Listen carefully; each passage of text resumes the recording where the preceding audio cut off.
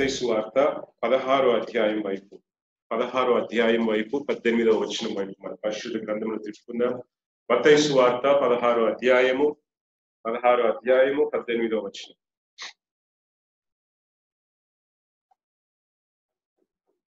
ఎవరైనా ఒకసారి చదివి సహాయం చేయండి. మరియు నీవు పేతురువు, ఈ బండ మీద నేను నా సంఘమును కట్టెదను, పాతాళ లోక ద్వారములు దాని ఎదుట నిలవనేరవని నేను నీతో నిశ్చయముగా చెప్పుచున్నాను. మరి పేతురు యేసు ప్రభు వారు ఒకరోజు శిష్యులందరినీ అడిగారట. ఏమని అడిగారంటే, నేను ఎవరని అందరూ చెప్పుకుంటున్నారు, అంటే యేసు ప్రభు అంటే ఎవరు అని అనుకుంటున్నారు అందరూ అని చెప్పి శిష్యుల్ని అడిగారంట. అప్పుడు వారిలో కొంతమంది అన్నారంట, అయ్యా బయట ప్రజలు మిమ్మల్ని ఏలియా అనుకుంటున్నారు, కొంతమంది మోషే అంటున్నారు, కొంతమంది పాత నిబంధన ప్రవక్తల్లో ఒకరు అని చెప్తున్నారు, మరి ఒక్కొక్కరు ఒక్కొక్క విధంగా మాట్లాడుకుంటున్నారయ్యా అని చెప్పారు. అప్పుడు యేసు ప్రభు అడిగారు, సరే వాళ్ళు ఏదో అనుకున్నారులే, మీరేమనుకుంటున్నారు? అప్పుడు పేతురు వెంటనే నీవు మెస్సీయావి కదా, దేవుని కుమారుడు అయిన మెస్సీయావి నీవే కదా ప్రభు అన్నాడు. అప్పుడు వెంటనే పేతురుని చూసి, ఇది మనుష్యులు నీకు బయలుపరచలేదు, పరలోకపు తండ్రి బయలుపరచని ఎడల ఇది నీకు కూడా అర్థము కానిటువంటి విషయం. ఆయనను నీవు మరి ఈ మాట చెప్పావు గనుక, మరి నా సంఘము ఈ బండపై, క్రీస్తు అనేటువంటి ఈ బండపై నా సంఘమును నేను కట్టుకుంటాను అన్నాడు ప్రభు. దేవునికి స్తోత్రం. ఆ సంఘముకు విరోధముగా పాతాళపు ద్వారములు కూడా నిలవనేరవు. దేవునికి స్తోత్రం. పాతాళపు ద్వారములు కూడా నిలవనేరవు. ఇప్పుడు సంఘము అంటే ఏంటి? ఈరోజు సంఘము అంటే ఏంటి? సంఘం అంటే మనం నానా రకాల ఆలోచనలు మనలో ఉంటాయి కదండి. బయట చూడడం వలనో, లేకపోతే మన సంఘానికి వచ్చి ఇక్కడ జరిగేటువంటివి చూడడం వలనో మనం ఇంకా అనేక కార్యములు ఆలోచిస్తూ ఉంటాం. సంఘం అంటే ఇలా ఉంటుంది ఏమండి, సంఘం అంటే చర్చ్. మరి కొంతమంది ఏమనుకుంటారు, సంఘం అంటే బిల్డింగ్ అనుకుంటారు. ఏమండి, కొంతమంది సంఘం అంటే బిల్డింగ్ అనుకుంటారు, కొంతమంది ఇంకా నానా విధములుగా ప్రియమైన సంఘమును గురించి ఆలోచిస్తూ ఉంటారు. మరి దేవుని వాక్యం ఏం చెప్తుంది సంఘమును గురించి? ఏమండి, దేవుని వాక్యము ఏం చెప్తుంది అనేది ఈరోజు మనం చూడవలసినటువంటి వారమై ఉన్నాం. వాక్యములో ప్రియమైన సంఘమును గురించి దేవుడు ఏం చెప్తున్నాడు అనేది మనం చూడవలసినటువంటి అవసరముగా, తెలుసుకోవాల్సినటువంటి అవసరముగా ఉంది. ఎందుకంటే సంఘమును గురించి ప్రియమైన సరిగ్గా మనం తెలుసుకోకపోతే, సరి అయిన అవగాహన మనలో లేదనుకోండి, సరి అయిన జ్ఞానం మనకి లేదనుకోండి, అనేక ఆశీర్వాదములు మనం కోల్పోయేటువంటి వారముగా మనం ఉంటాం. ప్రియమైన సంఘం అంటే ఏంటి? సంఘమును దేవుడు ఎందుకు నిర్మించాడు? మరి ప్రియమైన సంఘముకు దేవుడు ఎటువంటి శక్తినిచ్చాడు? ప్రియమైన ఆ సంఘము ద్వారా దేవుడు ఎటువంటి కార్యములు చేస్తాడు? ఈరోజు ప్రియమైన వాక్యములో అనేక కార్యములు మనం చూసి మనం నేర్చుకోవాల్సినటువంటి వారముగా ఉన్నాం. మరి ఇక్కడ దేవుడు చెప్తున్నాడు చూడండి, నా సంఘమును నేనే క్రీస్తు అనే ఈ బండపై నేను కడతాను, నా సంఘమును నేను కడతాను. ఇప్పుడు సంఘమును కట్టేది ఎవరు? కొంతమంది అంటారు, ఫలానా ఈ సంఘం ఎవరైనా స్టార్ట్ చేశారు, ఫలానా సుధీర్ పాస్టర్ని దేవుడు పంపిస్తేనే సుధీర్ పాస్టర్ వచ్చారు, లేదంటే తిరుపతికి సుధీర్ పాస్టర్ గారికి ఏ సంబంధం లేదు. నిజమేనంటారా కాదంటారా? తిరుపతి అంటేనే నాకు తెలియదు. హల్లెలూయా. ఎప్పుడో మా చిన్నప్పుడు విన్నాం కథలు, మా నాయనమ్మ చెప్తుంటే మేము విన్నాం, ఇలా ఫలానా మా తాతగారు ఇక్కడ తిరుపతిలో పనిచేశారు, దేవస్థానంలో పనిచేశారని, దేవస్థానంలో చైర్మన్ గా కొంతకాలం చేశారు, అది ఇదని చెప్పి కథలు చెప్తుంటే మేము తిరుపతి అని పట్టణం విన్నాం కానీ చూడలేదు, రాలేదు. మరి ఈరోజు సంఘము ఇక్కడ నిర్మించబడుతుంది అంటే దేవుడు తానే నిర్మిస్తున్నాడు గనుకనే. మనమందరం నిమిత్త మాత్రులం, మనం వాడబడుచున్నటువంటి పాత్రలమే గాని ప్రియమైనరా మనకు మనముగా స్థాపించాలన్నా, మనకు మనంగా ఎవరినైనా మార్చాలన్నా, మనకు మనంగా ఒక సంఘాన్ని ప్రారంభించాలన్నా మన వల్ల కాదు. ప్రియమైనరా దేవుని ఆత్మ కార్యము జరిగితేనే తప్ప సంఘము నిర్మించబడదు. అంటే దీనికి అర్థం ఏంటి? ఇక్కడ యేసు ప్రభు చెప్పిన ప్రకారముగానే నేను నా సంఘమును కడతాను అన్నాడు. ప్రియమైనదిలారా, యేసయ్యే ఈ సంఘాన్ని ప్రారంభించాడు. అలాగనే కొనసాగించేటువంటి వాడు, నడిపించేటువంటి వాడు. ప్రియమైనదిలారా, తన సంఘానికి ఏం అవసరమో తనకి బాగా తెలుసు. ప్రియమైనదిలారా, దేవునికి స్తోత్రం, హల్లెలూయా. మరి ప్రియమైనదిలారా, తన సంఘాన్ని ఎవరు నిర్మిస్తారు? దేవుడే నిర్మిస్తాడు. సంఘం అంటే ఏంటి? ప్రియమైనదిలారా, సంఘం అంటే ఏంటి? దేవుని వాక్యం చదువుదాం. దేవుని వాక్యంలో కొన్ని వచనాలు మనం చూద్దాం. చూడండి, 1 తిమోతికి రాసిన పత్రిక 3వ అధ్యాయం 15వ వచనం చదవండి. 1 తిమోతికి రాసిన పత్రిక 3వ అధ్యాయం 15వ వచనం. అయినను దేవుని మందిరములో అనగా హల్లెలూయా, హల్లెలూయా, జీవము గల దేవుని సంఘము. సంఘము అంటే ఏంటి? బిల్డింగా? సంఘం అంటే ఏంటి? ఏంటమ్మా? కొంతమంది కూడుకుని వచ్చిన వారిని సంఘం అంటారు. అది మీరు డాక్రా సంఘం కావచ్చు. సంఘం అంటే, సంఘం అనే పదానికి అర్థం నేను చెప్తున్నా. డోక్రాలో మీరు 10 మంది ఉంటారు, 20 మంది ఉంటారు, మీ గుంపుని ఏమంటారు? అలాగే ఇంకొక చోట 10 మంది వేరే సందర్భంగా కూడుకుంటారు, వారిని ఏమంటారు? సంఘం అంటారు. అలాగా జీవము కలిగిన దేవుని సంఘము అంటే ఏంటి? దేవుని ప్రజలు కూడి వచ్చినప్పుడు వారిని జీవము గల దేవుని సంఘము. దేవునికి స్తోత్రం, హల్లెలూయా. జీవము కలిగిన అంటే దేవుణ్ణి తెలుసుకున్న వారు దేవుని పేరట, యేసయ్య పేరట కూడి వచ్చినప్పుడు వారిని దేవుని యొక్క సంఘము అంటారు. అంతేగాని బిల్డింగ్ నో, లేకపోతే మందిరమో, లేకపోతే ఇంకొకటి కాదు. దేవుని ప్రజలు కూడుకునడానికి పెద్ద చర్చ్ బిల్డింగే అవసరం లేదండి. ఎక్కడ కూడుకున్నా, యేసయ్య నామములో ఒక చెట్టు కింద కూడుకున్నా, ఒక ఇంటిలో కూడుకున్నా, ఆ సంఘమును, ఆ గుంపుని ఏమంటారంటే జీవము కలిగిన దేవుని సంఘము. దేవునికి స్తోత్రం. జీవము కలిగిన దేవుని యొక్క ప్రజలు దేవుని పేరట అనగా యేసయ్య పేరట కూడి వచ్చిన ఆ గుంపుని దేవుని సంఘము అంటారు. ఇప్పుడు ప్రియమైనవారా, అదే విధముగా ఎఫెసీయులకి రాసిన పత్రిక కూడా మనం ఒక మాట చదువుదాం. 2వ అధ్యాయం 19 నుండి 22 వచనాలు చదవండి. ఎఫెసీయులకి రాసిన పత్రిక 2వ అధ్యాయం 19వ వచనము నుండి 22వ వచనం. కాబట్టి మీరిక మీదట ఏంటమ్మా? మీరిక మీదట పరజనులు కారు, ఏంటమ్మా? పరదేశులై ఉండక పరిశుద్ధులతో ఏక పట్నస్థులను. హల్లెలూయా. సంఘం అంటే ఎవరు? మీరు అన్యులు కాదు. ఇక ఎవరండి? యేసు రక్తములో కడగబడిన వారు ఇంకా అన్య జాతి కారు. యేసు రక్తములో కడగబడిన వారు ఇంకా పరదేశులు కారు. యేసు రక్తములో కడగబడిన వారు ఇంకా పొరుగు వారు, లేకపోతే బయట వారు కారు. యేసు రక్తములో కడగబడిన వారు దేవుని ఇంటి వారు. ఏమండి? నా ఇంటి వారు అంటే నేను ఎవరిని చెప్తాను? ఎవరిని చూపించి చెప్తాను? చెప్పండి. అందరిని చూపించి చెప్పగలుగుతానా? ఎవరిని చెప్తాం? మన వాళ్ళని. ఇప్పుడు దేవుడు ఏమంటున్నాడు?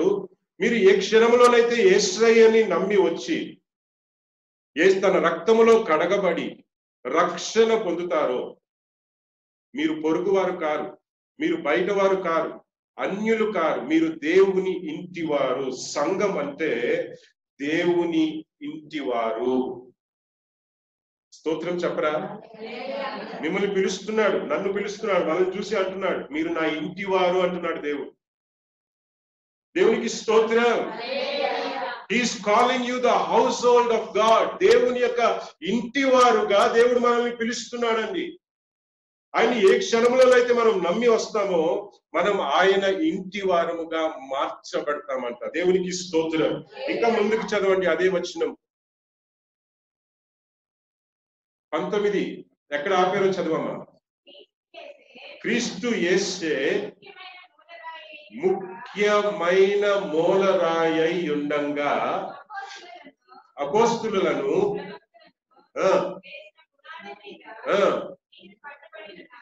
మీరు హల్లెలూయా క్రీస్తు అనే మూల రాయిపై మీరు కట్టబడ్డారట. క్రీస్తు అనే బండపై మీరు కట్టబడ్డారంట. దేవునికి స్తోత్రం. అపోస్తులను ఏమండి యేసు ప్రభు యొక్క శిష్యులు అపోస్తులను ప్రవక్తలు వేసినటువంటి పునాదులపై క్రీస్తు అనే బండపై సంఘము నిర్మించబడింది.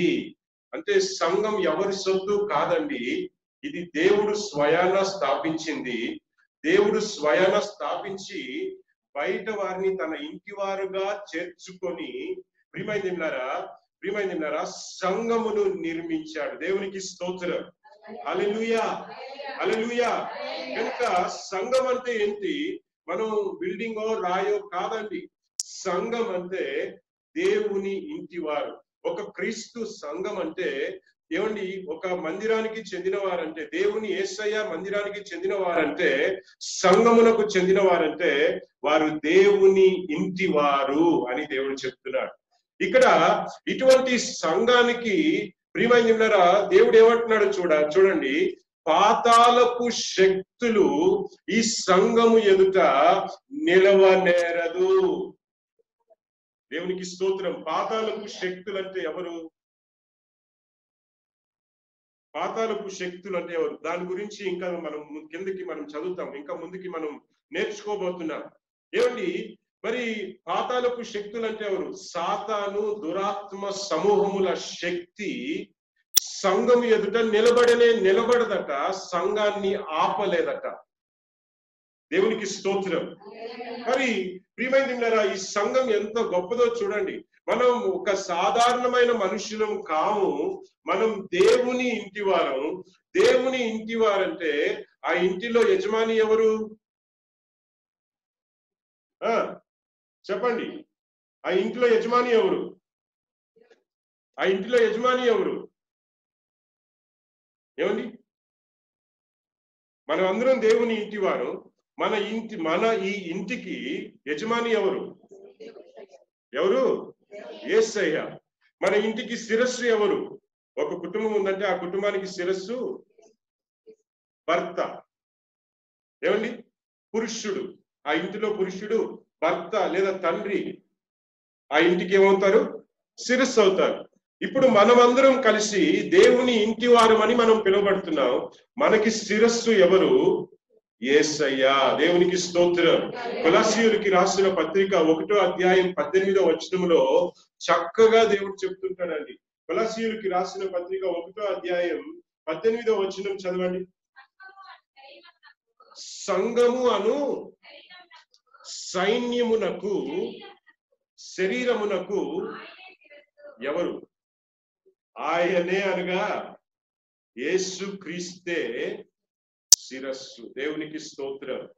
మనం ఎవరి వల్ల స్థాపించబడ్డాం? ఈ సంఘం ఎవరి వల్ల స్థాపించబడింది? దేవుని వలన స్థాపించబడింది. ఒకటి. రెండోది, ఈ సంఘం ప్రియమైనదిన్నారా ఈ సంఘానికి నాయకుడు ఎవరు? ఈ సంఘానికి శిరస్సు ఎవరు? ఆయనే అనగా ప్రభు అయిన యేసే ఈ సంఘానికి శిరస్సు. దేవునికి స్తోత్రం. చదవమ్మా వచనం చదవండి. ఆయనతో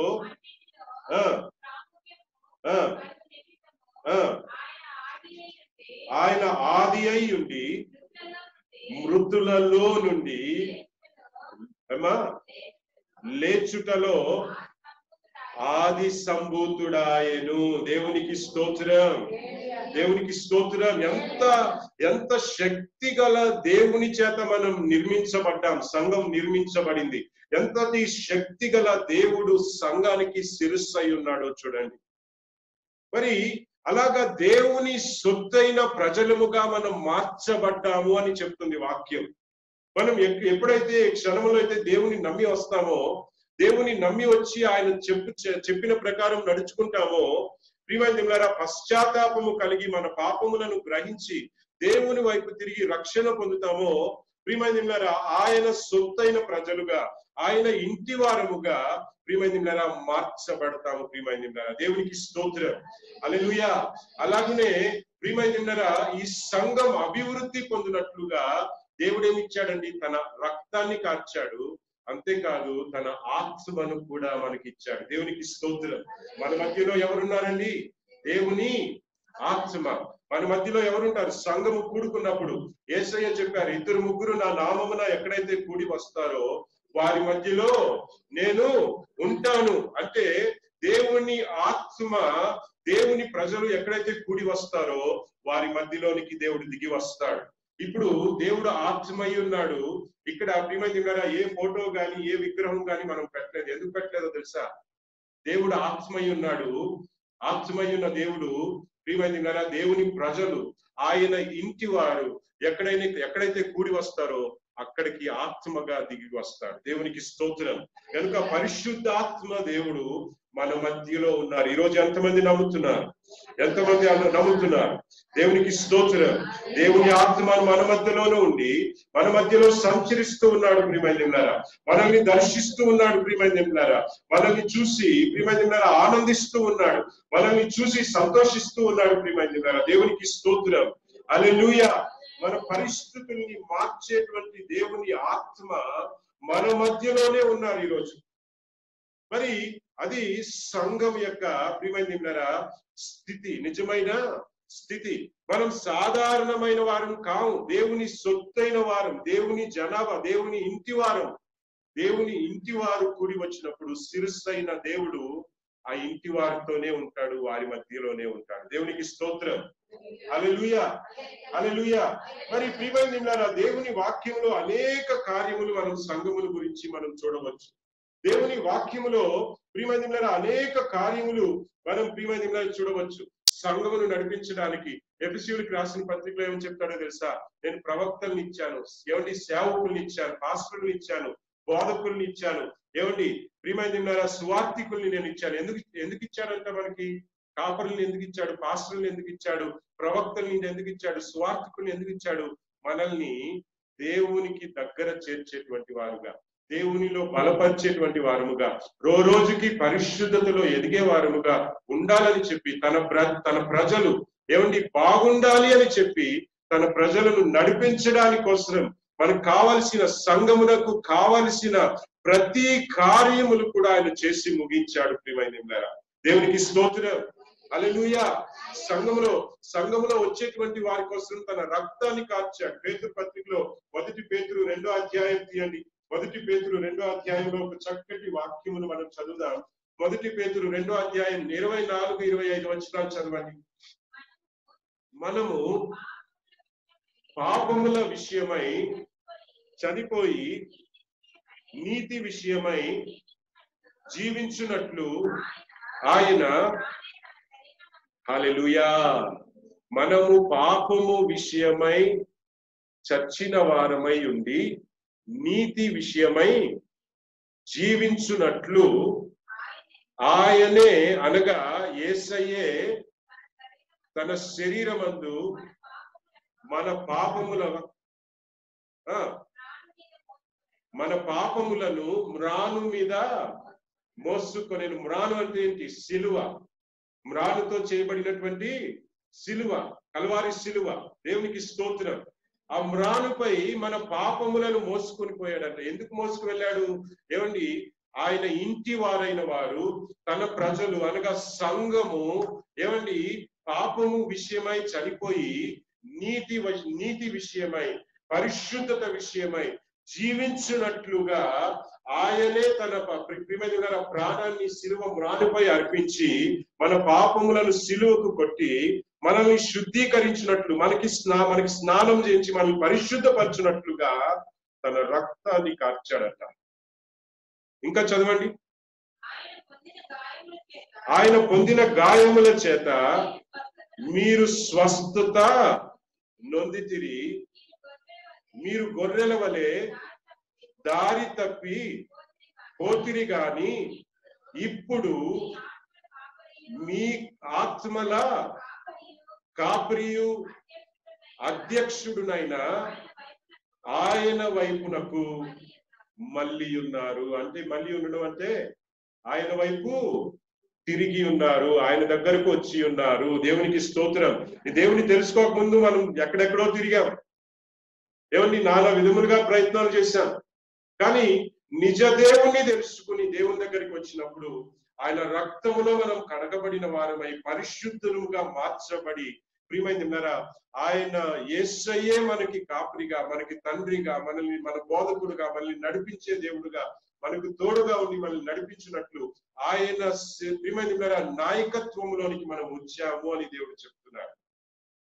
కనుక మనల్ని నడిపించేటువంటి దేవుడు మనల్ని ఎంత ప్రేమించాడంటే వాక్యం చెప్తుంది, ప్రాణం ఇచ్చాడంట మన కోసం. ఎవరైనా ప్రాణం ఇచ్చారండి? ఎవరైనా ప్రాణం ఇచ్చారా? పోయిన వారం వార్తలు చదివాను, బెంగళూరులో 2 పిల్లలు, మగ పిల్లలు,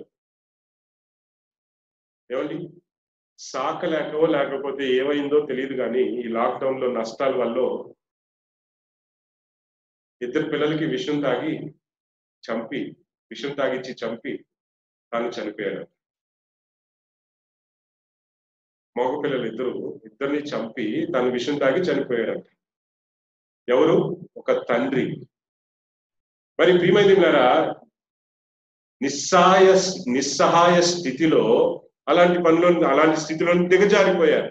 కానీ మన దేవుడు మనల్ని బ్రతికించాలని చెప్పి ప్రియమైనదిన్నారా తాను తన ప్రాణాన్ని అర్పించి మనల్ని బ్రతికింపజేశాడు.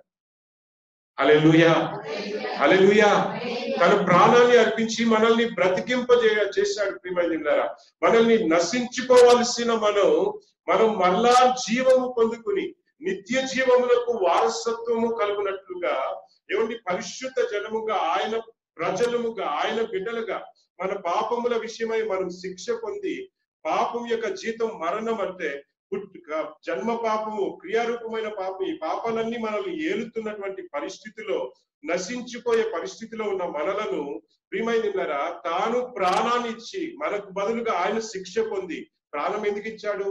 మన శిక్ష ఆయన, మనం చావాల్సిన స్థానంలో ఆయన చనిపోయి ఆయన రక్తమును కార్చి మన పాపాన్ని కడిగి వేశాడు. ప్రియమైనదిన్నారా, అలాంటి దేవుని దగ్గరికి మనం వచ్చాం. ఊరికినే చనిపోయిన వాళ్ళలోనే ఉండిపోయాడా? 3వ రోజు సమాధికి వేసినటువంటి రాయిని దొర్లించి సజీవుడుగా పైకి లేచి వచ్చాడు. పాతాళపు ద్వారములు సంఘము ఎదుట నిలబడదు అంటే ఏంటి అనేది మనం చూడబోతున్నాం. సంఘం ఏమండి, సమాధి యొక్క రాయి దొర్లించబడిందంటే ఆ రాయి ఎందుకు వేశారు? పెద్ద బండ, పాతకాలంలో సమాధి ఎలా చేసేవారు? గుహలో వేసి ఆ గుహకి పెద్ద బండ అడ్డుపెట్టేవారు. అడ్డుపెట్టి ఎందుకు? ఆ బండని ఎవరు దొలించడానికి అవ్వదు, ఏమండి ఆ శవం బయటికి రావడానికి అంత బలంగా పెట్టేసేవారు అనమాట. ఇప్పుడు సమాధి చేసేవాళ్ళు ఏం చేస్తారు? క్రైస్తవులు సమాధి చేసినప్పుడు ఏం చేస్తారు? ఎప్పుడైనా భూస్థాపన ఆరాధనకు వెళ్ళారా? ఏమండి కింద గోడలు 2-4 పక్కలు గోడలు కట్టి తర్వాత ఏం చేస్తారు? ఆ శవాన్ని లోన పెట్టేసి పైన బండేసి మళ్ళీ సిమెంట్ వేసి గట్టిగా సీల్ చేసేస్తారు. దేవునికి స్తోత్రం. ఆ శవం బయటికి రావడానికి వీల్లేదు. కానీ ఆ ద్వారములను చీల్చి ప్రభు అయిన యేసుక్రీస్తు బయటకు వచ్చాడు. సరే, దీని గురించి మనం మళ్ళా మాట్లాడతాం. ప్రియమైనదిన్నారా, దేవునికి స్తోత్రం. అలాంటి దేవుని యొక్క ఇంటి వారముగా మనం మార్చబడ్డాము. సాధారణమైన దేవుడు కాడు, మరణమును గెలిచి తిరిగి లేచిన దేవునికి ప్రియమైనదిన్నారా మనం ఆ ఇంటి వారముగా, దేవుని ఇంటి వారముగా మనం మార్చబడ్డాం, మనం చేర్చబడ్డాం. కనుక సంఘం అంటే సాధారణమైన వారము కాము. సంఘం అంటే దేవుని ఇంటి వారం. దేవుని ఇంటి వారం అంటే మనం అందరం అన్నదమ్ములం, అక్క చెల్లెలం. ఎవరు? దేవుని పిల్లలం. దేవునికి స్తోత్రం. యేసు రక్తములో ఒకటిగా చేయబడిన వారం. దేవునికి స్తోత్రం. యేసు రక్తములో చేర్చబడినటువంటి వారం. ప్రియమైనదిన్నారా, దేవునికి స్తోత్రం. హల్లెలూయా. కనుక సంఘంలో ప్రియమైన మనం కూడుకున్నప్పుడు ఏదో ఒక బయట సంఘాల్లాగా ఇది కాదండి. మీరు డ్వాక్రా సంఘాల్లో కూడుకున్నట్లుగానో లేకపోతే వేరే స్థలాల్లో మీరు కూడుకున్నట్లుగానో ఇది కాదు. లేదా ఒక రాజకీయ పార్టీ సంఘం గానో ఇది అలాంటిది కాదు. ఇది దేవుని జీవము కలిగిన దేవుని యొక్క సంఘం. దేవుని జీవము కలిగిన యేసయ్య నామములో మనం కూడి వచ్చినప్పుడు ఆ దేవుడైన యేసయ్యే వారి మధ్యలో దిగి వస్తాడు శిరస్సుగా. దేవుడు ఉండేటువంటి స్థలములోనికి మనం కలిసి వస్తున్నాం. రెండోది ప్రియమైనవారా, దేవుడు మన మధ్యలో ఉండి మనల్ని నడిపించే దేవుని దగ్గరికి మనం వెళ్తున్నాం. కనుక సంఘాన్ని మనం ఏం చేయకూడదు. ఆదివారం సంఘాన్ని మనం ఏం చేయకూడదు. ఒక ఆదివారం వస్తే రెండో ఆదివారం రావు. ఏమండి, ఒక ఆదివారం వస్తే రెండో ఆదివారం రావు.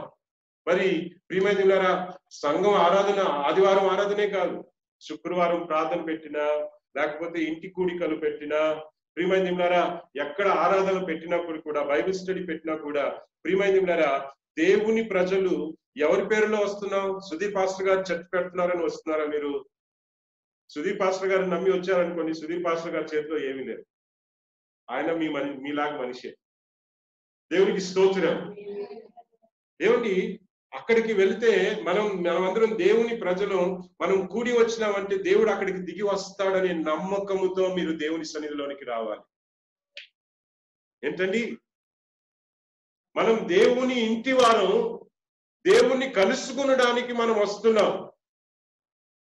దేవునికి స్తోత్రం. దేవుణ్ణి కలుసుకునడానికి దేవుని ఇంటికి వస్తున్నాం మనం. దేవునికి స్తోత్రం.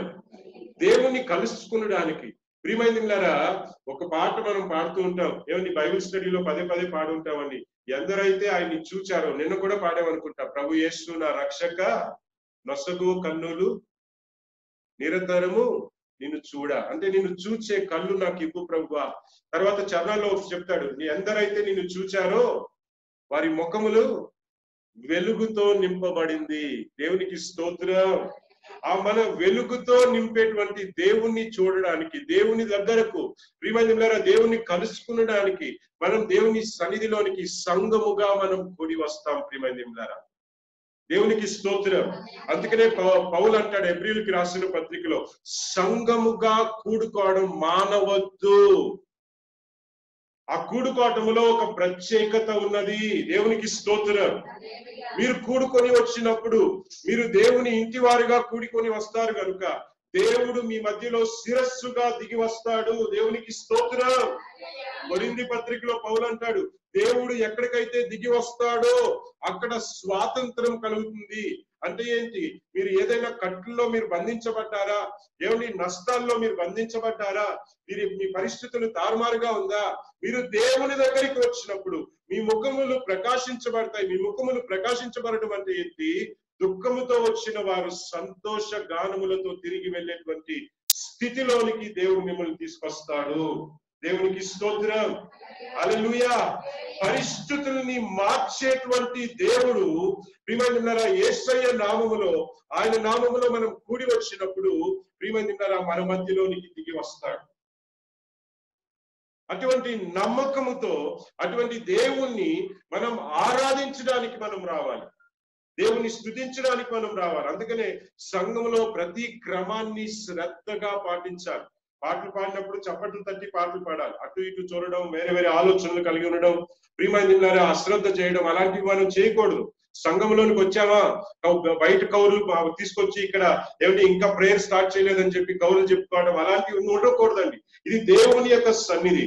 దేవుని మాటలు మాట్లాడుకుందాం, లేదంటే మౌనముగా ప్రార్థనలో ముందుకు సాగుతూ ఉందాం. హల్లెలూయా, హల్లెలూయా, హల్లెలూయా. దేవుని గురించినటువంటి కార్యములు మనం ధ్యానించుకుందాం. అప్పుడు ప్రియమైనవారా ఆయన్ని ధ్యానించడానికి మనం ఇక్కడికి వస్తున్నాం కనుక, ఆయన నామమును ప్రభు స్తుతించడానికి మనం ఇక్కడికి వస్తున్నాం కనుక, ఆయన్ని ధ్యానించి ఆయన్ని స్తుతించినప్పుడు ఆయన మన మధ్యలో దిగి వస్తాడు. వాక్యం చెప్తుంది, స్తుతుల మధ్యలో నివాసము చేయువాడు. మన స్తుతులట దేవునికి సింహాసనం లాగా ఉంటుందట. మీరు నోరు తెరిచి స్తుతించినప్పుడు ఆయనకి సింహాసనం అర్పించినట్లుగా అవుతుందట. అప్పుడు ఏం చేస్తాడు, నా బిడ్డలు నాకు సింహాసనం ఏర్పరిచారని ఆ స్తుతుల సింహాసనంపై వచ్చి దిగి వస్తాడట. దేవునికి స్తోత్రం, హల్లెలూయా. అంతటి పరిశుద్ధ సహవాసమే సంఘము, హల్లెలూయా. అంతటి పరిశుద్ధ సహవాసమే సంఘము. దేవునికి స్తోత్రం.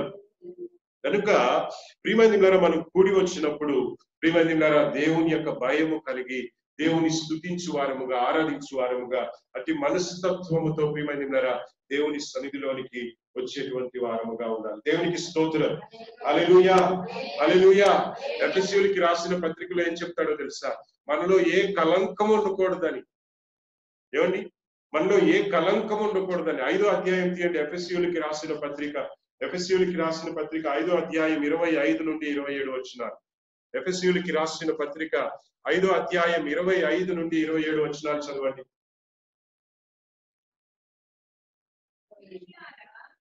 పురుషులారా, మీరును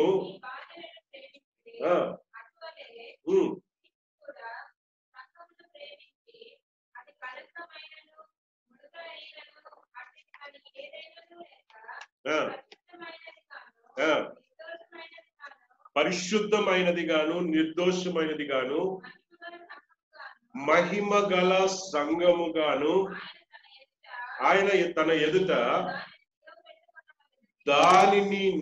దేనిని సంఘమును అంటే ఎవరిని? ఆయన ప్రజలను, మనలను దేవుని ఎదుట మనల్ని నిలుపుకోవాలని చెప్పి వాక్యముతో ఉత్తక స్నానము చేత, హల్లెలూయా, దానిని అనగా మనలను పవిత్రపరిచి పరిశుద్ధపరచుటకై సంఘము కొరకు తన్ను తాను అప్పగించుకొనెను. అంటే ఏంటి? ఏమండి, తన రక్తం దారపోయడానికి.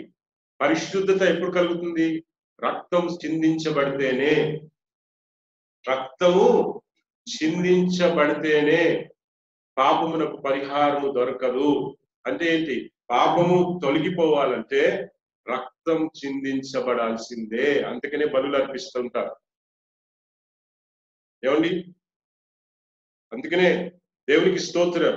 మరి మనం ఇప్పుడు బలులు అర్పించాల్సిన పని లేదు. కోడిని, పొటేల్ని అలాంటి వాటిని మనం చంపాల్సిన పని లేదు. ఎందుకంటే యేసయ్య తానే తన ప్రాణాన్ని బలిగా అర్పించి మరణాన్ని గెలిచి తిరిగి లేచాడు. బలిగా అర్పించినప్పుడు తన రక్తాన్ని చిందించాడు, తన ప్రాణాన్ని దారబోసాడు. ప్రియమైనలారా, ఎందుకో తెలుసా? సంఘాన్ని పరిశుద్ధపరచుకొనడానికి. దేవునికి స్తోత్రం. మన కోసరం, ఏమిటి? సంఘం కోసరం, తన నామమున కూడి వచ్చేటువంటి తన ప్రజల కోసరం ఏం చేశాడంట? మనలో ముడతలు ఉండకూడదని, కలంకం ఉండకూడదని చెప్పి ఏం చేశాడంట? సంఘం కోసం తన ప్రాణాన్ని దారబోసి, రక్తాన్ని దారబోసాడు. ఎందుకంటే ఆయన కార్చిన ఆ పరిశుద్ధ రక్తం మనపై ప్రోక్షించబడినట్లయితే ప్రియమైనలారా మనం పరిశుద్ధులముగా మార్చబడతాం. కనుక ఎంతగా మనల్ని సంఘాన్ని ప్రేమించాడంటే తన ప్రాణాన్ని అర్పించినంతగా, తన ప్రాణాన్ని అర్పించేనంతగా, తన శరీరంలో ఒంటిలో ఉన్న చివరి బొట్టు రక్తము కూడా మన కోసం కార్చినంతగా ప్రియమైనలారా తను మనల్ని ప్రేమించాడు, సంఘాన్ని ప్రేమించాడంట. ఎంతమంది నమ్ముతున్నారు ఈరోజు దేవుడు మిమ్మల్ని ప్రేమిస్తున్నాడని? ఎంతమంది నమ్ముతున్నారు ఈరోజు? ఎంతమంది నమ్ముతున్నారు? మీరు బయట వారు కారని, నేను బయట వ్యక్తిని కాను, నేను దేవుని ఇంటి వ్యక్తిని, ఇంటికి సంబంధించిన వ్యక్తిని చెప్తారా? పక్కన వ్యక్తిని చూసి చెప్పండి, మీరు దేవుని ఇంటి సొత్తు, దేవుని ఇంటి వారు. చెప్పండి, మీరు దేవుని ఇంటి వారు, మీరు దేవుని ఇంటి వారు. ఆ మాట వింటే ఎంత సంతోషం అనిపిస్తుంది కదా. హల్లెలూయా, హల్లెలూయా. సంఘం అంటే అదేనండి. మనం తన ఇంటి వారుగా చేర్చుకునడానికి. ఏమిటి? దేవుడు పరిశుద్ధుడు. దేవుడు అయితే పరిశుద్ధుడు. ఎంతమంది నమ్ముతున్నారు? ఇందాక పాట పాడారు, సైన్యములకు అధిపతి పరిశుద్ధుడు, పరిశుద్ధుడు, పరిశుద్ధుడు, పరిశుద్ధుడు, పరిశుద్ధుడు. ఆయన పరిశుద్ధుడు. ప్రియమైనలారా, ఆయన ఇంటి వారు కూడా పరిశుద్ధంగానే ఉండాలి. ఆయన ఇంటి వారు కూడా పరిశుద్ధముగానే ఉండాలి. గనుకనే అపవిత్రులైన మనల్ని పరిశుద్ధపరచుకున్నట్లుగా మన కోసం రక్తం కార్చాడు. ఎఫెసీయులకు రాసిన పత్రికలో అదే చెప్తున్నాడు. ఏమంటే సంఘములో కలంకమైనను ముడతైనను ఉండకూడదని సంఘము కోసము తన ప్రాణాన్ని దారపోసాడు, రక్తమును కార్చాడండి. మనల్ని పరిశుద్ధపరిచి తన ఇంటి వారిగా చేసుకున్నట్లు. ఎంత ధన్యులు అండి, ఏమండి, ఎంత ధన్యులు, ఎంత ధన్యులు మనం. దేవునికి స్తోత్రం, హల్లెలూయా. ఎంత ధన్యులు మనం. ఆయన రక్తంలో కడగటమే కాదు, తన ఆత్మను కూడా మనకి బహుమానముగా దేవుడు ఇస్తున్నాడంట. దేవునికి స్తోత్రం, అది హల్లెలూయా. అది సంఘం. కనుకనే ఆయన చెప్పాడు, దేవుని ఇంటి వారి మీద పాతాళపు శక్తులు నిలవనేరవు. మన ఎదుట, దేవుని ప్రజల ఎదుట, దేవుని ఇంటి వారి ఎదుట పాతాళపు శక్తులు నిలవనేరవు. ఎంతమంది నమ్ముతున్నారు ఈరోజు? అపవాది క్రియలు నాకును నా ఇంటి వారికి పని చేయవు. అపవాది క్రియలు మాకు విరోధముగా నిలబడవు. పక్కన వారికి చూసి చెప్పండి, విశ్వాసముతో చెప్పండి. పక్కన వారి చూసి ప్రవచనముగా చెప్పండి. ఈరోజు మీరు చెప్పే మాట ప్రవచనం. అది it is a prophecy today my dear brother and sister. అది ప్రవచనం. నీవు నోరు తెరిచి చెప్పేటువంటి మాట, దేవుని ఆత్మతో నింపబడిన నీవు ప్రియమైన నోరు తెరిచి చెప్పేటువంటి మాట ఇతర వ్యక్తికి ప్రవచనముగా మారబోతుంది. నువ్వు నోరు తెరిచి చెప్తావా? పాతాళపు శక్తి నీకు విరోధముగా నిలవనేరవు. పాతాళపు శక్తులు నీకు విరోధముగా నిలవనేరవు. దేవునికి స్తోత్రం, హల్లెలూయా, హల్లెలూయా, హల్లెలూయా. సంఘమునకు ఉన్నటువంటి శక్తి అటువంటిది. సంఘం ఎక్కడైతే కూడి వస్తుందో ప్రియమైనవారా, అక్కడ దేవునికి విరోధముగా, సంఘమునకు విరోధముగా ఏ కట్లు ఉన్నా కూడా విడిపోతుంటాయి, తెగిపోతుంటాయి. ఏమండి, నువ్వేమైనా బాధపడుతున్నావా, భయపడుతున్నావా? ఎవరో నాకు చేతబడులు చేశారేమో అని. నీవు దేవుని సంఘంలో చేర్చబడినప్పుడు, దేవుని సంఘంలో నువ్వు ఎప్పుడైతే చేర్చబడతావో, దేవుని ఇంటి వారిగా నువ్వు ఎప్పుడైతే మారుతావో, ఏ శక్తి నీకు విరోధముగా నిలబడదు ప్రియమైన దేవుని మీద. కాకపోతే ఇందులో ఒక విషయం ఏంటంటే, నీవు దేవుని ఇంటి వారుగా మారాలి. నీవు దేవుని ఇంటి వారుగా మారాలి. మార్చుకునడానికి కోసం దేవుడు అన్ని చేసి పెట్టేశాడు. ఏమండి, మనం చేయవలసింది ఏంటంటే మనసారా ఆయన వైపు చూడడం, ఆయన దగ్గరికి వెళ్ళడం.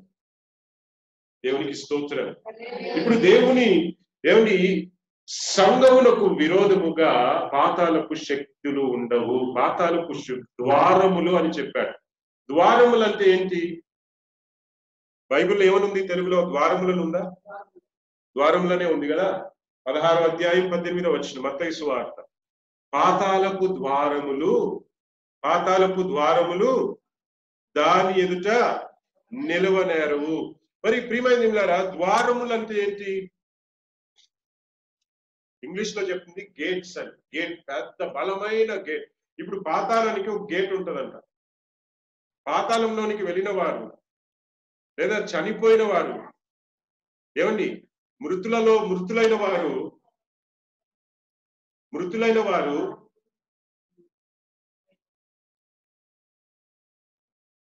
వారు దాన్ని జయించేటువంటి శక్తి వారికి ఉండదు. కానీ ప్రియమైనవారా, పాతాళపు ద్వారములు సంఘం ఎదుట మాత్రం నిలబడదు. కారణం ఏంటో తెలుసా? ఇందాక నేను చెప్పాను, యేసు ప్రభు ఏం చేశారండి? యేసు ప్రభుని సమాధి చేశాక కొన్ని విషయాలు మనం తెలుసుకోవాలి. యేసు ప్రభుని సమాధి చేసిన తర్వాత ఏం చేశారంటే, ఏమండి, ఆయన ముందే చెప్పాడు కదా, ఈ దేవాలయమును కూల్చేయండి, 3వ రోజు మరలా నేను ఆ మందిరాన్ని నేను కడతాను అని దేవుడు చెప్పాడు. ఆయన మందిరం గురించి చెప్పాడా, తన గురించి చెప్పాడా?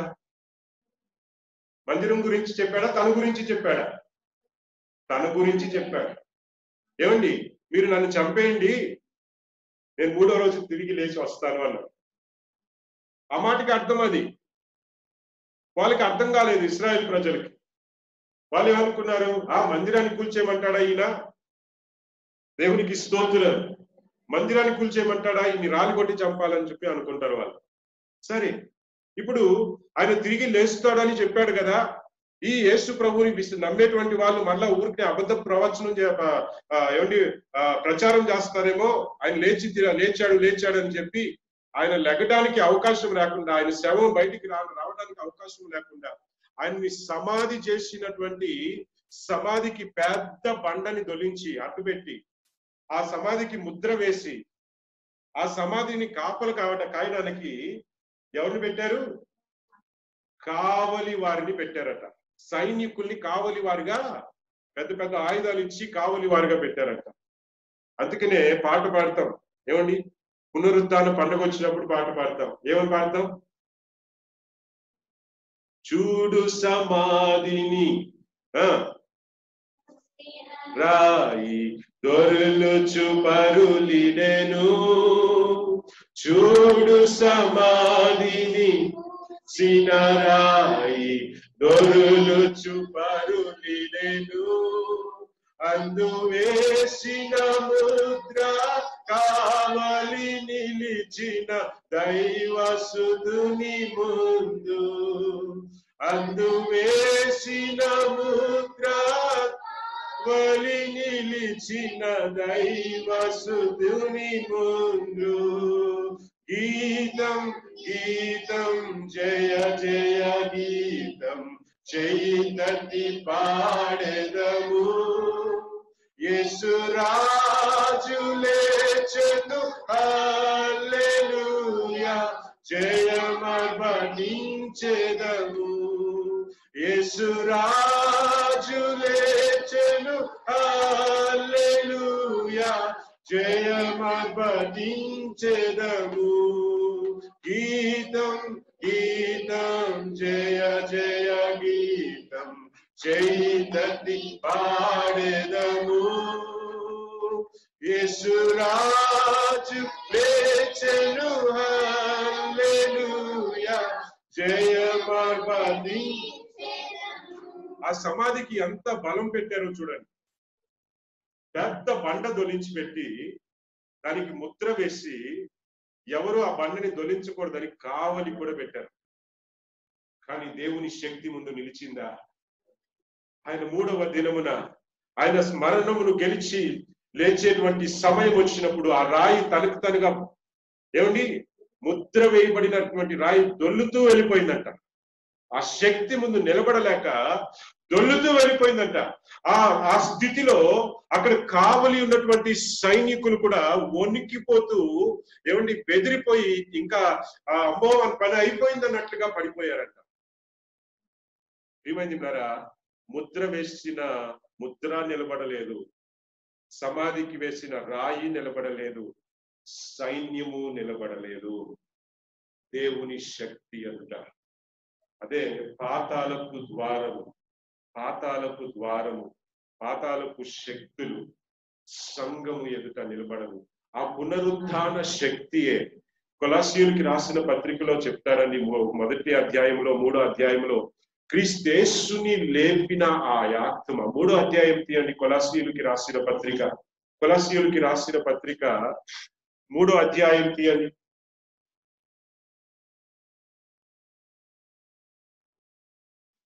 మొదటి వచనం నుండి చదువుతారా? మీరు క్రీస్తుతో కూడా లేపబడిన వారైతే పైనున్న వాటినే వెతకండి, అక్కడ క్రీస్తు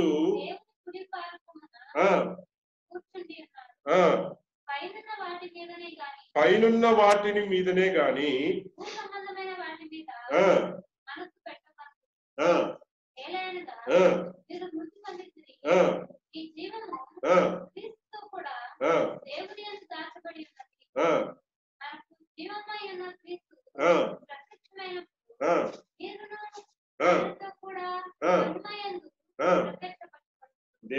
స్తోత్రం.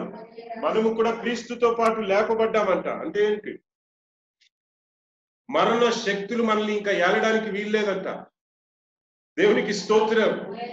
మరణ శక్తులు సంఘం ఎదుట నిలబడవు. అంటే మరణానికి తీసుకువెళ్ళేటువంటి శక్తులు అంటే ఏంటి? పాపపు క్రియలు.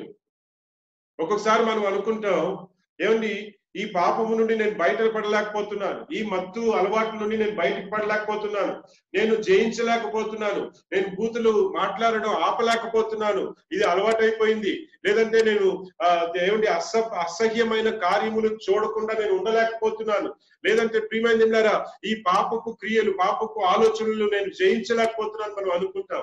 కానీ ప్రియమైనదిన్నారా ఈ పాపమే కదా మరణానికి దారి తీసేది.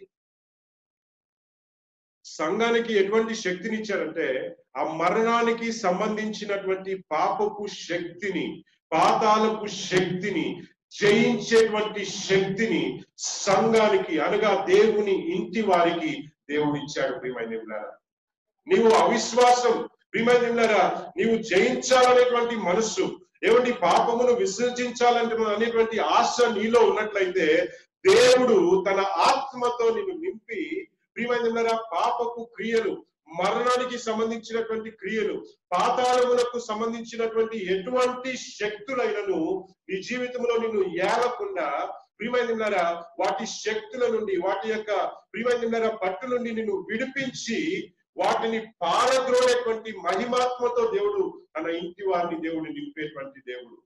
అందుకనే కొరింథీ పత్రికలో ఏమంటాడు తెలుసా? ఏమని? నశించిపోతున్న వారికి సిలువను గురించిన వార్త వెర్రితనమే గాని, అంటే ఏంటి ఆ మాటకు అర్థం ఏంటి? నాశనమయ్యే వారికి సిలువను గురించిన వార్త అంటే ఏంటి? యేసు క్రీస్తు ప్రభుని గురించిన వార్త ఎలా ఉంటదంట? ఎలా ఉంటది? వెర్రిగానే ఉంటుందా? ఆ దేవుడు ఈ దేవుడు వెర్రితనంగా ఉంటుంది వాళ్ళకి.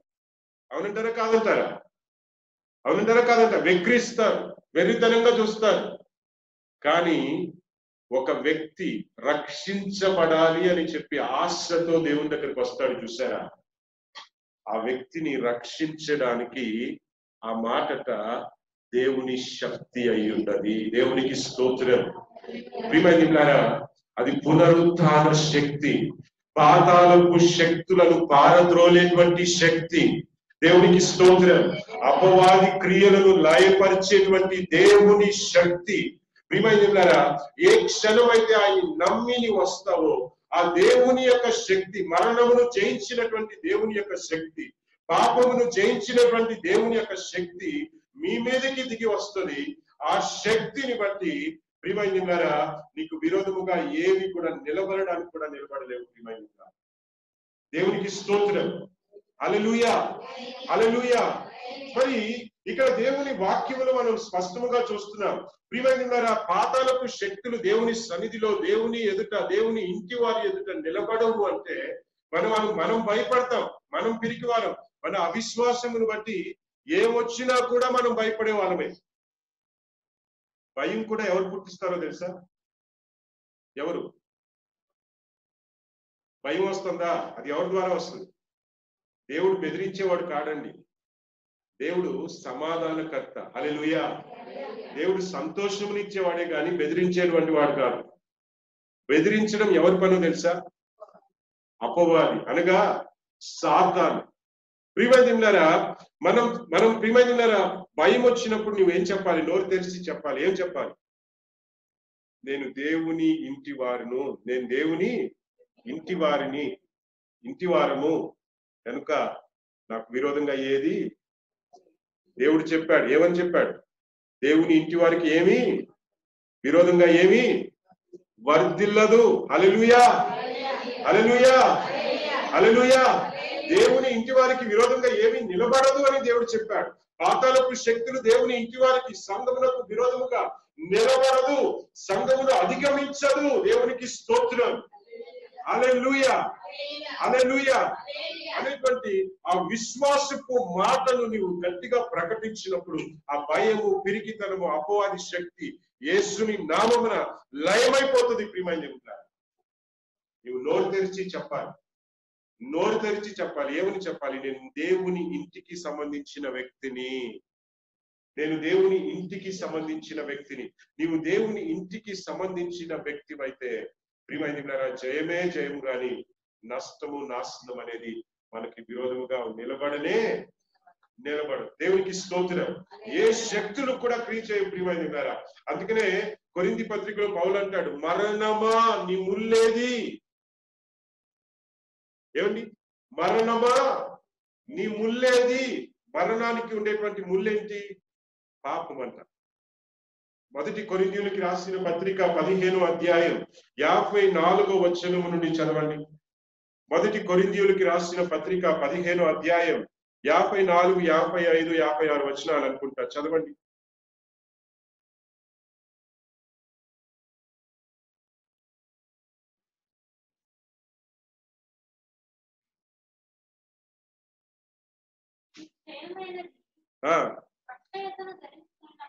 క్షయమైనది, జాగ్రత్తగా వినండి, క్షయమైనది అక్షయమైన దానిని ధరించుకొనినప్పుడు. అంటే ఏంటి? క్షయం అంటే ఏంటి? అక్షయం అంటే ఏంటి? క్షయం అంటే నశించిపోయేది, నాశనం అయిపోయేది. హల్లెలూయా, హల్లెలూయా. నాశనం అయిపోయేటువంటి ఈ శరీరాన్ని అక్షయమైనది అంటే ఏంటి? ప్రియమైనదిరా, నాశనము లేనిటువంటి మహిమ శరీరమును, మహిమ దేహమును, మహిమ వస్త్రములను ధరించుకొనినప్పుడు మర్త్యమైనది అంటే చావవలసినది, అమర్త్యము అంటే ఏంటి? అంటే ఏంటి? చావు లేని దానిని ధరించుకొనినప్పుడు విజయమందు. హల్లెలూయా, హల్లెలూయా. అంటే ఏంటి? ప్రియమైనదిరా, దేవుని ఆత్మను మనం ధరించుకున్న వారమైతే, దేవుని ఆత్మను మనం పొందుకున్న వారమైతే, ప్రియమైనదిరా, ఈ లోకములో ఉన్నటువంటి వాటికి సంబంధించిన వాటిని విడిచిపెట్టి ఏమండి ఆత్మ సంబంధమైన వాటి వైపు మనం తిరిగినప్పుడు, ప్రియమైనదిరా, దేవుని వైపు మనం తిరిగినప్పుడు, దేవునిలో స్థిరపడినప్పుడు, ప్రియమైనదిరా, మరణం అనే దానికి మనపై విజయం ఉండదు. హల్లెలూయా. ఒకరోజు ఈ శరీరం కులిపోయే ఈ శరీరాన్ని వదిలేసి వెళ్తామేమో గాని ఆత్మకి మరణం ఉండదు. ఆత్మకి మరణం ఉండదు. ఆత్మ ఎక్కడికి వెళ్తుంది? దేవునితో నివాసం చేయడానికి వెళ్తుందంట. దేవునికి స్తోత్రం. హల్లెలూయా. ఇంకా కిందకి చదవండి. నెరవేరును. ఓ మరణమా నీ విజయం ఎక్కడా? ఓ మరణమా నీ ముల్లెక్కడా? మరణపు ముళ్ళు. మరణానికి ఉండే శక్తి ఎక్కడి నుండి వస్తుంది? మన పాపాల వల్ల.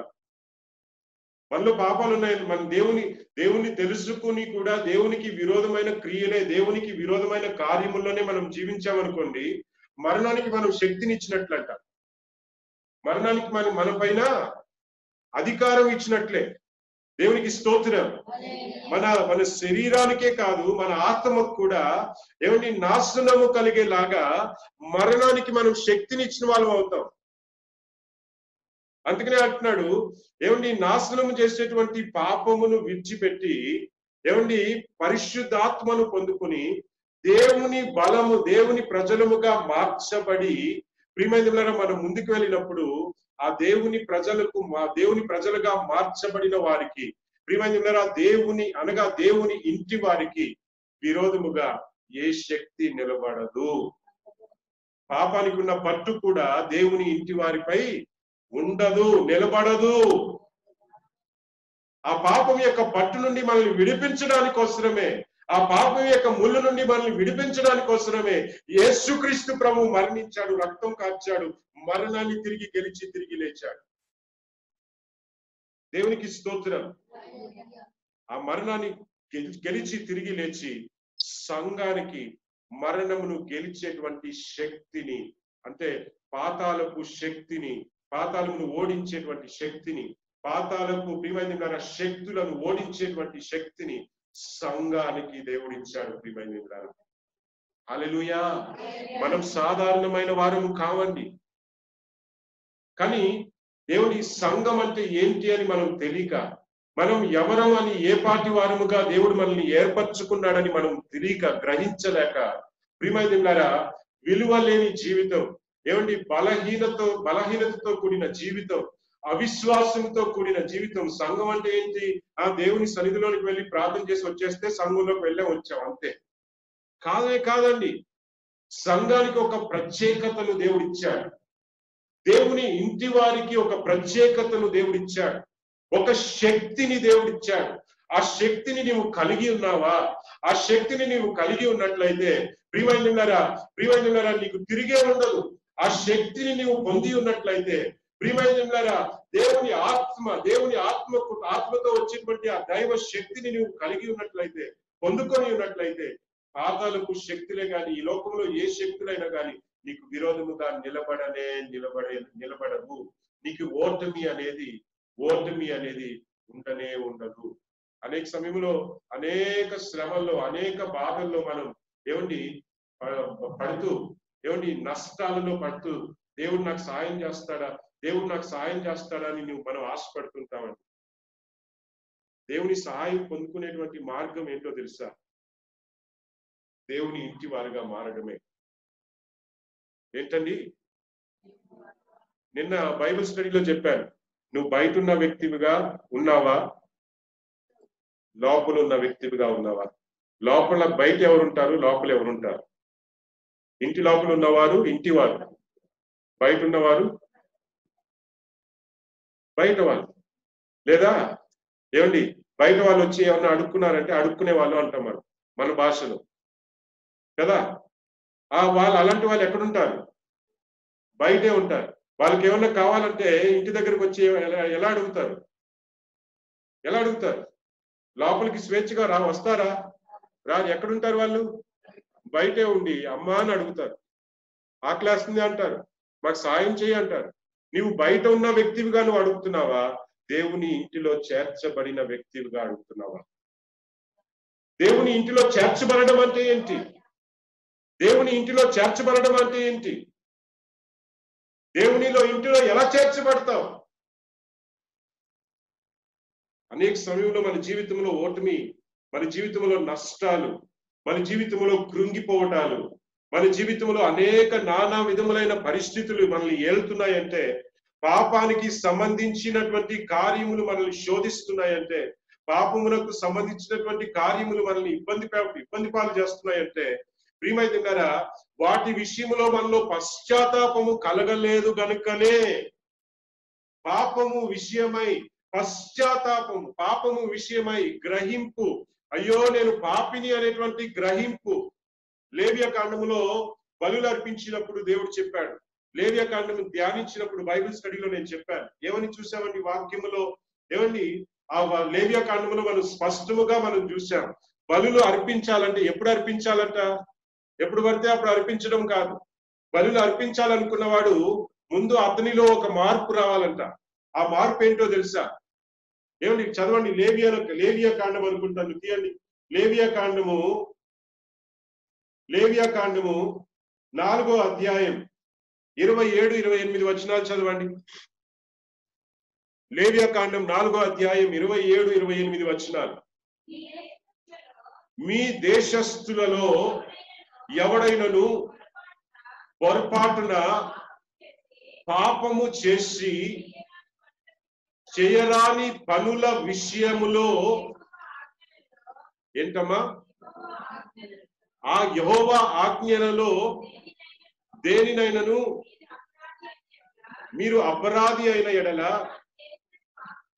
తాను చేసినది, ఈ మాట జాగ్రత్తగా చదవండి, తాను చేసినది పాపమని ఒకవేళ తెలియబడిన, హల్లెలూయా, తన పాపం తను తెలుసుకున్న ఎడల వాడు చేసిన పాపముల విషయమై నిర్దోషమైన అప్పుడు బలులు తీసుకురావాలి. ఇప్పుడు బలులు ఎవడు పడితే వాళ్ళు ఇచ్చేస్తున్నారు. పొట్టేల్ని చంపేస్తున్నారు, కోడిని చంపేస్తున్నారు. వారి పాపాలు వాళ్ళు తెలుసుకున్నారో లేదో కానీ బలి మాత్రం ఇవ్వాలి. బలి ఇచ్చేస్తే ఏమండి ఎవరికి ఇస్తున్నారో అవి వీడిని మెచ్చుకుంటారు అనుకుంటారో ఏమనుకుంటారో కానీ, లేదో ఒక పండగ చేసుకోవచ్చు అక్కడ, ఏమండి ఒక పొట్టేల్ని చెప్పేసి బిర్యానీ చేసుకోవచ్చు అనుకుంటారు, ఏం చేసుకోవచ్చు అనుకుంటారు కదండి. బలి ఎప్పుడు ఇవ్వాలి? నీ పాపముల విషయమై నీకు గ్రహింపు వచ్చినప్పుడు, నీ పాపములు నీవు పాపివి అని నీవు తెలుసుకున్నప్పుడు, నీవు పాపివి అని నీవు తెలుసుకున్నప్పుడు నీలో ఏం కలుగుతుంది? ఏం కలుగుతుంది? పశ్చాత్తాపము. అప్పుడు అర్పించే బలికి విలువ ఉంటది ప్రియమైనలారా.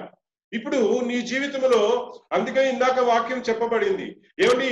రక్షించబడుచున్న వారికి సిలువను గురించిన వార్త దేవుని శక్తి అయినది. సిలువను గురించిన వార్త అంటే ఏంటి? బలి అయిన యేసుని గురించిన వార్త.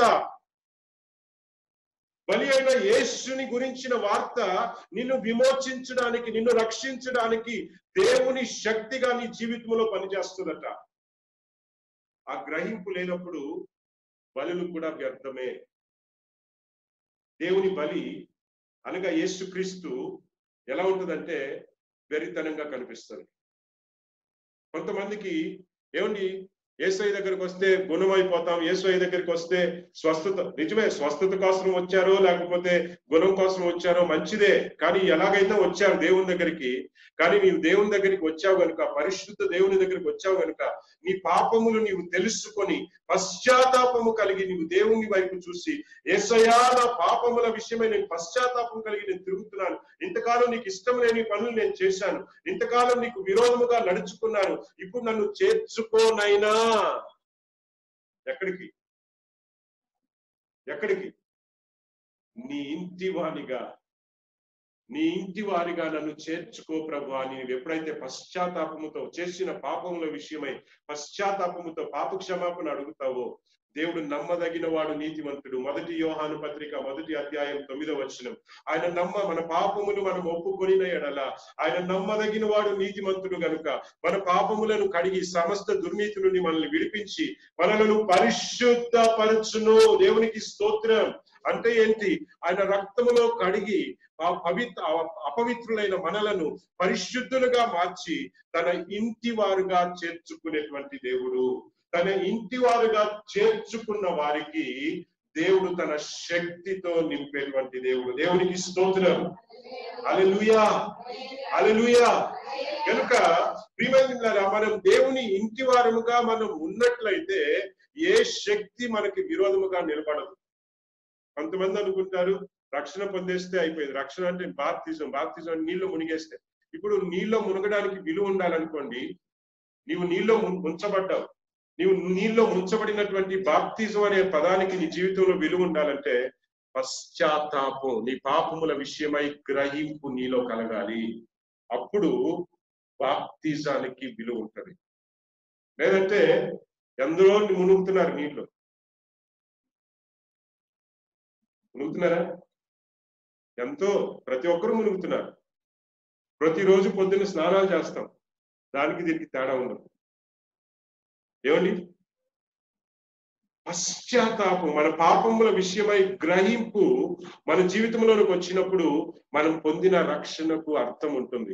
ప్రియమైనలారా, మనం తీసుకున్న బాప్తిజానికి విలువ ఉంటుంది. ప్రియమైనలారా, మనం అర్పించేటువంటి స్తోత్ర బలులకు, మనం అర్పించేటువంటి కానుకలకు, మనం అర్పించేటువంటి ప్రియమైనలారా ప్రతి కార్యములకు ప్రియమైనలారా దేవుడు విలువగా, దేవుని లేవ్యకాండం అంతా చదివి చూడండి. ఒకవేళ మీరు వాక్యాలు వినుంటే, లైవ్ లోకి వచ్చి బైబిల్ స్టడీలో వాక్యాలు వినుంటే నేను చెప్పింది మీకు అర్థమవుతుంది. దేవుని వాక్యం లేవ్యకాండంలో ఏం చెప్తున్నాడో తెలుసా? ఇశ్రాయేలు ప్రజలు అర్పించిన ప్రతి బలిని కూడా దేవుడు ఏమంటాడో తెలుసా? మహాపరిశుద్ధమైనది. It is the most holy thing అంటాడండి.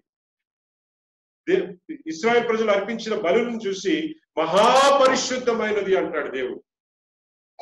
మన కానుకలను మహాపరిశుద్ధముగా దేవుడు చూస్తాడు. ఎందుకో తెలుసా?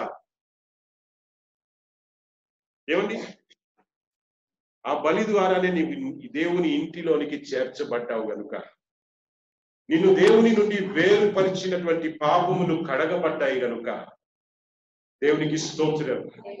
హల్లెలూయా, హల్లెలూయా, హల్లెలూయా. పరిశుద్ధ దినమున పరిశుద్ధ దినమున ప్రియమైనదిన్నారా, నీ గతమును గురించి నీ పశ్చాత్తాపము కలిగి నీ పాపములు నీవు తెలుసుకుని, ఎందుకంటే తెలుసుకొని వారు ఏం చేస్తారో తెలుసా, మనం చేసేది పాపం అని వాళ్ళకి గ్రహింపు రాలేదనుకోండి, ఎవరికైనా వాళ్ళు ఏం చేస్తారు, ఆ పాపాన్ని మరల తెలుసుకున్న వారు ఏం చేస్తారు, తెలుసుకున్న వారు ఏం చేస్తారు, మరలా తెలుసుకోలేని వారు చేస్తారు. అందుకనే తెలుసుకున్న తర్వాత బలి అర్పించాలంట. దేవునికి స్తోత్రం. వీరికి పరిశుద్ధ దినమున దేవుని ఇంటిలో చేర్చుకునేటువంటి మార్గం, ఇప్పుడు మనం పొట్టేల్ని కోళ్ళని బలులు ఇవ్వాల్సిన పని లేదు. యేసయ్య మన కోసం బలి అయ్యాడు. దేవునికి స్తోత్రం. ఇప్పుడు మనం చేయవలసింది ఏంటి, మన పాపముల విషయమై మనం తెలుసుకున్నప్పుడు, గ్రహింపు కలిగినప్పుడు, పశ్చాత్తాపముతో ఆయన వైపు తిరిగినప్పుడు, యేసయ్యా క్షమించమని దేవుణ్ణి అడిగినప్పుడు, మన పాపముల విషయమై క్షమాపణ అడిగినప్పుడు దేవుడు తన ఇంటి వారుగా మనల్ని చేర్చుకుంటాడు. ఎప్పుడైతే మనం మనల్ని తన ఇంటి వారుగా చేర్చుకుంటాడో, ఎఫెసీయులకి రాసిన పత్రిక 1వ అధ్యాయం 13వ వచనం ప్రకారముగా దేవుని వాక్యం ఏం చెప్తుందంటే, ఈ అందరైతే రక్షణ స్వార్థను నమ్మి దేవుని వైపు తిరుగుతారో వారు తన ఆత్మతో వారిని, దేవుడు తన ఆత్మతో వారిని ముద్రిస్తాడు అని వాక్యం చెప్తున్నది. తీసారా ఎవరైనా? మొదటి పత్రిక ఎఫెసీయులకు రాసిన మొదటి అధ్యాయం, పత్రిక 1వ అధ్యాయం 13వ వచనం చదవండి. మీరును సత్యవాక్యమును అనగా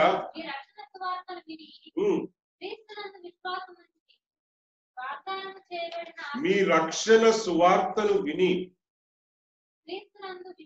క్రీస్తునందు విశ్వాసం ఉంచి వాగ్దానము చేయబడిన ఆత్మచేత ముద్రించబడితిరి. దేవునికి స్తోత్రం. నీవు ఏ క్షణంలోనైతే యేసు రక్తములో కడగబడతావో, ఏ క్షణంలోనైతే యేసు ఇంటి వారిగా నీవు మార్చబడతావో, అడుక్కునే వారికి నిన్న చెప్పాను, కొంతమంది 300 జనం, కొంతమంది ఏమండి ఏం చేస్తారు, సర్ది కూడా పెడతారు. అవునా? ప్రతి ఒక్కరూ వేడివేడిగా అన్నం వండి పెడతారా?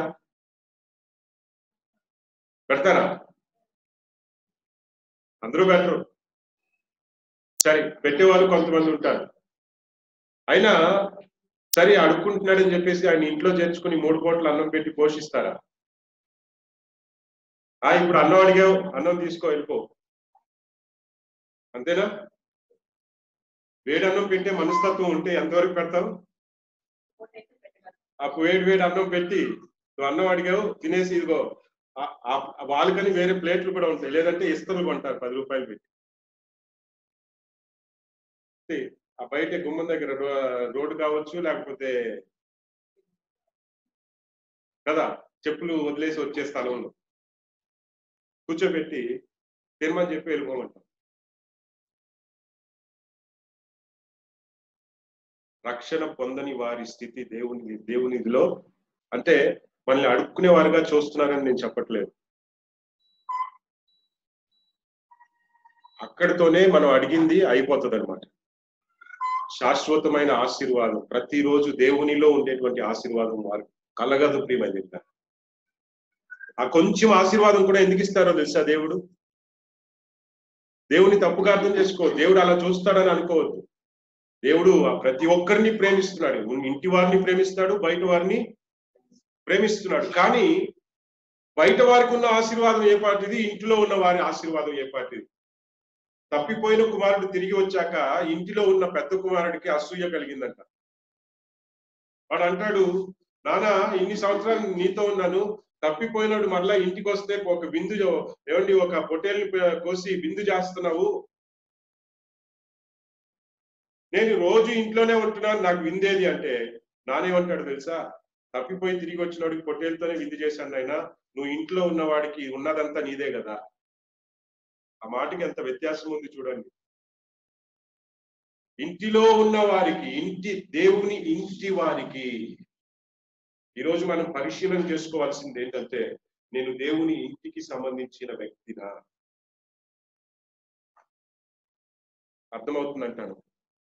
అర్థమవుతుందంటారా? రక్షణ పొంది ఉన్నానా? ఏమండి, పాపముల విషయమై పశ్చాత్తాపము కలిగి, ప్రభువా నన్ను నీ బిడ్డగా నన్ను చేర్చుకో అని నువ్వు దేవుణ్ణి అడిగావా? ఏమండి, నువ్వు బయటుండి ఒక పూట అన్నం కోసం అడిగేదానికన్నా నువ్వు బయటుండి అయ్యా నన్ను నీ ఇంటికి చేర్చుకుంటావా అని అడుగుతావా? మనుషులు చేర్చుకోరేమో కానీ దేవుడు 2 చేతులు చాపి నీకోసం ఎదురు చూస్తున్నాడు. 2 చేతులు చాపి ఎప్పుడు నా కుమార్తె, ఎప్పుడు నా కుమారుడు నన్ను చేర్చుకోవా అని అడుగుతారా అని దేవుడు ఎదురు చూస్తున్నాడు. ఒకరోజు కారులో వెళ్తుంటే సిగ్నల్ కారు ఆపాను. ఒక చిన్న పిల్లాడు వచ్చి అన్న డబ్బులు ఇవ్వా అని అడిగాను. నేను చెప్పాను, రే నీకు ఎందుకురా ఈ బతుకు, నేను తీసుకెళ్లి స్కూల్లో చేర్పిస్తాను, నువ్వు రారా నాన్న, కారు ఎక్కువ, నీకు మీదటి నువ్వు కష్టపడాల్సిన పని లేదు, ఇంగ్లీష్ మీడియం స్కూల్ మంచిగా చదువుకో, ఫ్రీగా చదివిస్తాను, భోజనం అంతా పెడతారు, నీ భవిష్యత్తు బాగుంటుంది, తర్వాత నీకు భవిష్యత్తు కూడా ఉద్యోగం దొరికి నీకు డిగ్నిటీగా నువ్వు జీవించవచ్చు, రారా నా నాన్న.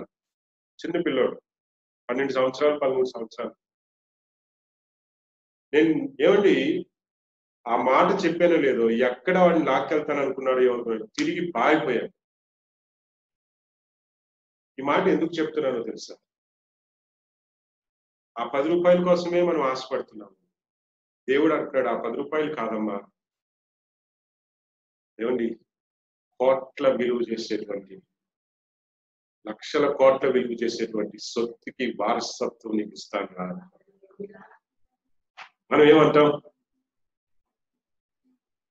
ఏమండి దేవుడు అంటున్నాడు, నువ్వు ఇలా 10 రూపాయల కోసం అడుక్కోవడం ఎందుకు, నా ఇంటి వారిగా మారు. ఏమండి దేవుని బిడ్డగా మారు. అప్పుడు ఏమండి నువ్వు దేవుని ఇంటిగా మారినప్పుడు ప్రియమైన దేవుని బిడ్డారా, ఫలానా శక్తి నన్ను వేధిస్తుందని నువ్వు భయపడడానికి వీల్లేదు, అవకాశం ఉండదు. దేవునికి స్తోత్రం. దేవుని వాక్యములో నీవు ఎదుగుతున్నప్పుడు దేనిని గురించి భయపడవలసి, దావీదు అంటాడు, గాఢాంధకార లోయల్లో నేను సంచరించినను ఏ ప్రియమైన కీడునకు నేను భయపడను, నీ దుడ్డు కర్రయు నీ దండము నాకు తోడుగా ఉండు, నన్ను ఆదరించు. దేవునికి స్తోత్రం.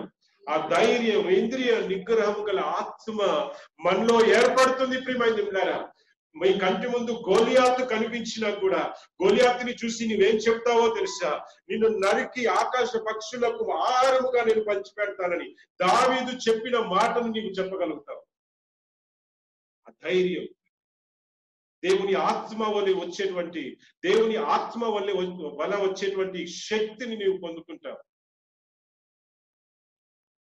ఎందుకంటే దేవుని ఇంటి వారికి విరోధముగా ఏ శక్తి కూడా నిలబడదు. మనం పరిశీలన చేసుకుందాం. ఈ పరిశుద్ధ దినమున దేవుడు పిలుస్తున్నాడు. మన ఆత్మీయ జీవితం ఏ స్థితిలో ఉంది? మీ ఆత్మీయ జీవితం ఏ స్థితిలో ఉంది? ఈ దేవుని బిడ్డగా మారుతున్నావా?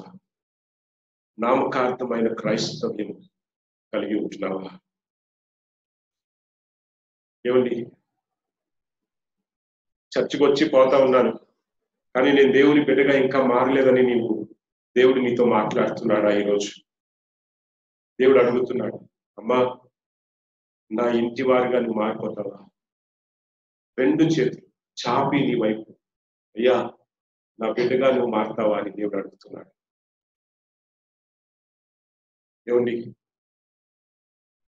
నీవు ఆయన ఆ పిలుపుకి నీవు లోబడి నీవు వచ్చిన వ్యక్తివైతే, ఒకవేళ నీవు అనుకుంటున్నావేమో నేను బాప్తిజం ఎప్పుడో తీసేసుకున్నానని, కానీ బాప్తిజం ఎప్పుడో తీసుకున్నా కూడా నీ ఆత్మీయ జీవితం సరి అయిన స్థితిలో లేదేమో, అందుకనే నీ ఓటమి పాలవుతున్నావేమో, అందుకనే ఈ లోకములో ఉన్న శక్తులు నేను ఓడించేస్తున్నాయేమో. ఈరోజు దేవుడు పిలుస్తున్నాడండి. ఈరోజు పిలుస్తున్నాడు. పునరుత్థాన శక్తి ఏ పాటిదో నీవు తెలుసుకొనున్నట్లు దేవుడు నీవు పిలుస్తున్నాడు. మరణమును జయించే శక్తి ఏ పాటిదో నీవు అనుభవించున్నట్లు దేవుడు పిలుస్తున్నాడు. సమర్పించుకుంటావా? సమర్పించుకుంటావా? క్షయమైన అలవాటులు విడిచిపెట్టి అక్షయమైన మార్గమును ఎంచుకుంటావా? నశింపజేసే మార్గమును, పాపమును విడిచిపెట్టి దేవుని నిత్య జీవమునకు సంబంధించిన మార్గమును నీవు ఎంచుకుంటావా? ఈరోజు దేవుడు ఎదురు చూస్తున్నాడండి. ప్రియ సంగమా, మీరు దేవుని సొత్తు.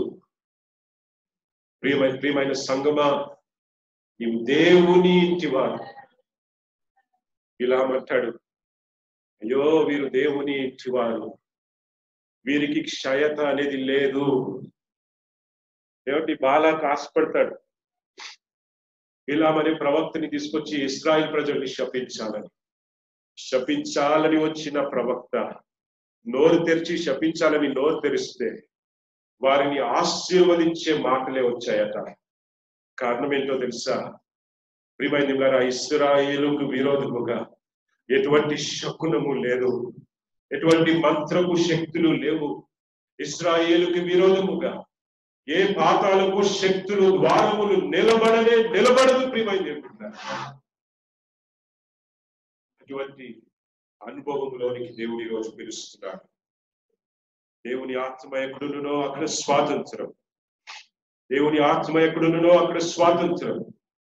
కొద్ది నిమిషాలు మనల్ని మనం తగ్గించుకొని దేవుని వైపు చూద్దామా?